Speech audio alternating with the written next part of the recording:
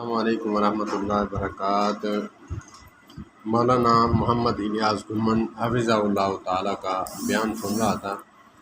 بیان تھا شافع محشر نبی پاک صلی اللہ علیہ وآلہ وسلم کی عظمت پر، اور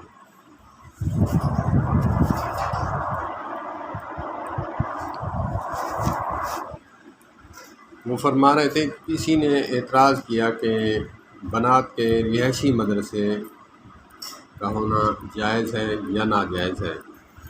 انہوں نے کہا کہ آپ رہائشی مدرسے کا انکار نہ کریں، کیونکہ قرآن پاک میں اس کا ذکر ہے۔ علماء دنگ رہ گئے کہ یہ مدرسے کا ذکر، رہائشی مدرسے کا ذکر کہاں پہ ہے؟ کہا کہ حضرت مریم علیہ السلام کو جب ان کی والدہ نے منت مانگی کہ بیٹا ہوا تو میں اس کو اللہ کا دین پڑھاؤں گی، اس کے لیے وقف کروں گی۔ جب بیٹی ہوئی تو پھر انہوں نے حضرت زکریا علیہ السلام کے پاس گئیں، کہا کہ بیٹا تو نہیں ہوا، تو میں نے منت مانگی تھی، آپ میری بیٹی کو یہاں رکھیں اور یہاں پہ پڑھائیں۔ تو وہ فرما رہے تھے کہ حدیث پاک میں رہائشی مدرسے کا کوئی منع نہیں ملتا، اور قرآن پاک میں دلیل ملتی ہے کہ حضرت مریم علیہ السلام حضرت زکریا علیہ السلام کی کفالت میں رات دن رہ کر وہاں پہ انہوں نے دین سیکھا۔ تو یہی بات میں اس کو لے کر کہوں گا کہ حضرت زکریا علیہ السلام بھی نبی، اور حضرت مریم علیہ السلام بھی پاک دامنہ بی نبیہ تو نہیں ہے، لیکن پاک دامنہ ہیں، ایک نبی کی بیوی ہیں۔ اللہ پاک نے ان کی صفائیاں پاک دامنی کی دی ہیں۔ تو اس وقت پاک مدرسہ چلانے والے حضرت زکریا علیہ السلام معصوماً الخطا، اور حضرت بی بی مریم بھی معصومہ۔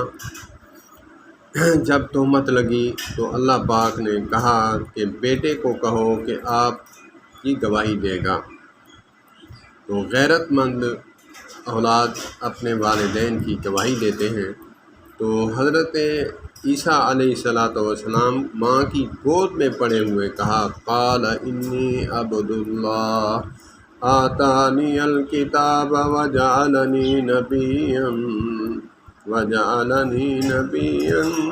مبارکا۔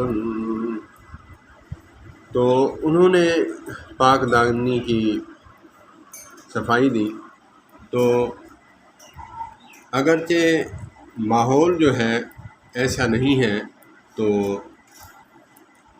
حضرت زکریا علیہ السلام والا ماحول اگرچہ یہاں پہ ہو، تب ہم مدرسے بھی کھول سکتے ہیں، لڑکیاں رہائش بھی رکھ سکتی ہیں۔ تو انہوں نے کہا کہ آپ مدرسے کا انکار نہ کریں، اپنے ماحول کو ٹھیک رکھیں۔ آپ مدرسے میں مردوں کی انٹری کو بالکل منقطع کر دیں، اور مرد حضرات سائڈ پہ ایک حجرہ بنا ہوا ہو، اور عالم دین ہے، اس کی بیوی عالمہ ہے، وہ اس کے ساتھ میٹنگ وغیرہ کریں، اور اندر جو ہیں سب کوکنگ کے لیے، کھانے کے لیے، صفائی کے لیے سب عورتیں رکھیں، اپنا نظام ٹھیک کریں، مدرسے کا انکار نہ کریں۔ بالکل بات ٹھیک کہی، ماشاءاللہ بہت اچھی بات کی میرے سوشل میڈیا کے استاد محترم۔ میں تردید نہیں کرنے لگا، میں طالب علم ہوں۔ بات یہ کہنے لگا ہوں کہ جمعہ کے دن علماء اہل حدیث بیان فرماتے ہیں کہ جمعہ میں باپردہ ہو کر اپنی عورتوں کو جمعہ کے لیے لایا کرو، تاکہ وہ بھی دین سیکھیں۔ جیسے جماعت میں شروزے کے لیے اپنے محرم کے ساتھ جاتی ہیں دین سیکھنے کے لیے، سکھانے کے لیے، تو پھر جمعہ کے وقت جو ہے حضرت عمر رضی اللہ تعالیٰ عنہ کی دلیل پیش کی جاتی ہے۔ اس کا پتہ نہیں اس کا حوالہ بھی ہے یا پھر ایسے ہی چلتی پھرتی بات ہے، اس نے سنی پھر آگے سنائی، چلتے چلتے یہاں تک پہنچی کہ حضرت عمر رضی اللہ تعالیٰ عنہ نے ایک دفعہ جمعہ کے بعد اپنی بیوی کو چھیڑنے کے بعد گھر آئے، بیوی نے بھی کہا کہ ایسا میرے ساتھ ہوا ہے، منہ لپیٹ کر انہوں نے چھیڑا تاکہ پتہ نہ چلے۔ انہوں نے آ کر بتایا اور انہوں نے کہا کہ آرڈیننس جاری کرتا ہوں میں، آج کے بعد ایسے فتنے کے دور میں حضرت عمر رضی اللہ تعالیٰ عنہ کا خیر القرون کا دور ہے، لیکن حالات کے پیش نظر دیکھتے ہوئے انہوں نے عورتوں کو جمعے میں آنے سے منع کر دیا، باقی نمازوں میں بھی آتی تھیں، منع کر دیا۔ یہ علماء اہل حدیث سے علماء دیوبند سے میں نے سنا ہے یہ بات۔ تو میں یہی عرض کروں گا کہ اگر پردے کا اہتمام ہو، اپنے محرم کے ساتھ بائک پہ آتی ہیں اور مسجد کا دروازہ اور عورتوں کا دروازہ داخل ہونے کا، اخراج ہونے کا علیحدہ ہے، انتظام ہے، پردے کا اچھی طرح انتظام ہے۔ محرم کے ساتھ آتی ہیں، جیسے جماعت کے ساتھ چلہ لگاتی ہیں، جماعت کے ساتھ جاتی ہیں، شہروزہ لگاتی ہیں، محرم کے ساتھ جاتی ہیں، آتی ہیں، پردے کے ساتھ رہتی ہیں اور دین سکھاتی ہیں، سیکھتی ہیں، تو جمعہ میں بھی آنا چاہیے۔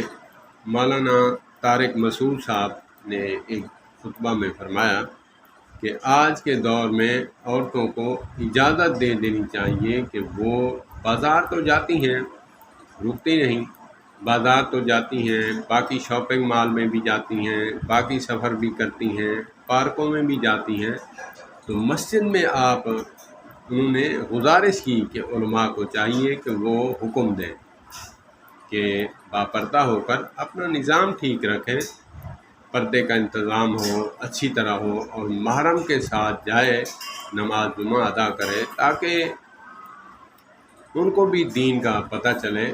اکثر عورتیں کوری ہوتی ہیں، جو سوشل میڈیا سے وابستہ ہیں، ان کے پاس موبائل ہیں، وہ تو علماء کو سنتی رہتی ہیں، جو گھر میں بیٹھی ہیں بغیر موبائل کے، تو وہ بھی ایسے نہ رہیں۔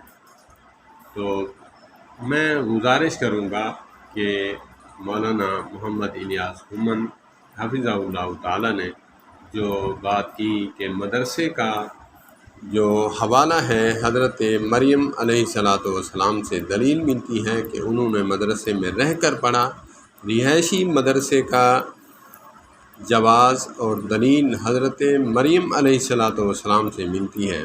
میں بھی بالکل اس کی تردید نہیں کرتا کہ پھر یہی بات کہوں گا کہ اس دن والے حالات اگرچہ ہوں تب مدرسہ ٹھیک ہے، تو میں تو کہوں گا نہیں، لیکن مولانا محمد الیاس گھمن حفظہ اللہ تعالیٰ نے کہا کہ مدرسے کا اپنا نظام ٹھیک کریں، مدرسے کا انکار نہ کریں سرے سے۔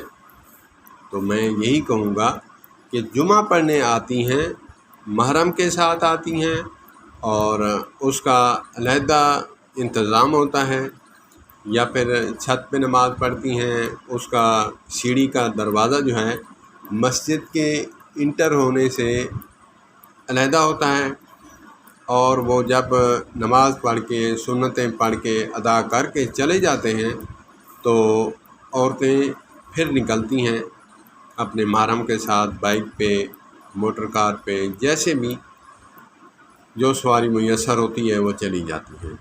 تو اسی طرح میں یہی کہوں گا کہ اللہ پاک ہمیں دین سمجھنے کی توفیق عطا فرمائے، اور ہماری عورتیں بھی جو ہیں دین سیکھنے پر جستجو رکھیں، اللہ پاک مولانا محمد الیاس نعمان حفظہ اللہ تعالیٰ کو صحت والی لمبی زندگی عطا فرمائے۔ والسلام علیکم ورحمۃ اللہ وبرکاتہ۔ ایک بات علماء اہل حدیث سے گزارش کروں گا کہ عورتوں کے لیے انتظام بہت اچھا کرتے ہیں آپ۔ ایک میری عرض ہے کہ آپ اعلان فرما دیں آنے والے جمعے پہ کہ نماز کے پونا گھنٹہ یا آدھا گھنٹہ بعد عورتیں اپنے گھر کو جائیں، کیونکہ گیدرنگ جب ہوتی ہے تو عورتیں نکلتی ہیں، یہ بھی مسئلہ ٹھیک نہیں ہے، اچھی بات نہیں ہے۔ تو میری رائے ہے اگر آپ مان لیں گے تو میرے سروں کا تاج ہیں، میں بھی بہت خوش ہو جاؤں گا کہ میری جو رائے ہے، میری رائے کو علماء نے ایکسیپٹ کیا ہے، مجھے خوشی ملے گی۔ بہتر یہی ہوگا کہ اعلان فرما دیا جائے کہ جب جمعہ ختم ہو اس کے آدھے گھنٹے بعد عورتیں اپنے گھر کو جائیں۔